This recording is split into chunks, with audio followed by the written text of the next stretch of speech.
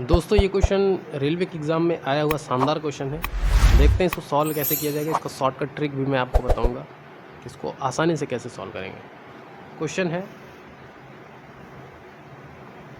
4328 की राशि ए, बी, सी और डी के बीच इस प्रकार विभाजित की जाती है कि ए और बी और सी तथा सी और डी के हिस्से क्रमशः 4:5, 4:5 और 6:7 के अनुपात में है।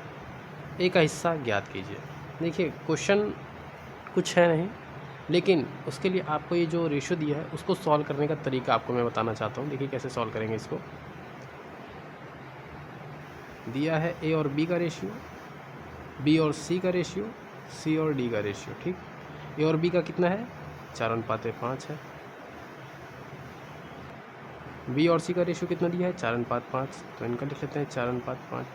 सी और डी का कितना है 6:7, तो 6:7। देखिए हमको डायरेक्ट रेशियो निकालना है सबका ए बी सी डी का। इसका आसान तरीका मैं बताने जा रहा हूँ, समझिए वही ट्रिक है।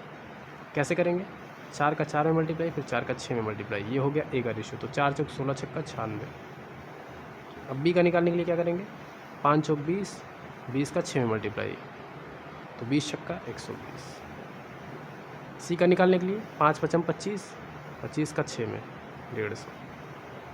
और डी का कितना आ जाएगा लास्ट में 5 पचम 25, 25 सत्ते 175।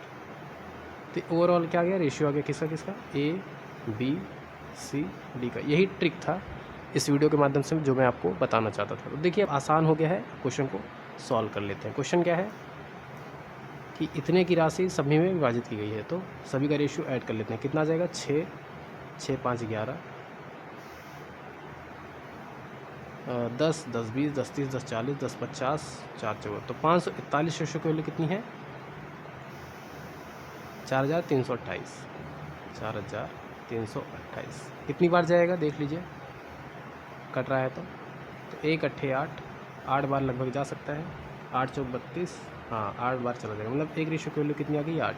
पूछा क्या है हमसे, ए का हिस्सा ज्ञात कीजिए। ए का हिस्सा कौन सा है 96, तो 96 का 8 से मल्टीप्लाई कर देंगे तो 8 9 72, 8 6 48, 759 option number C is the correct answer for this question.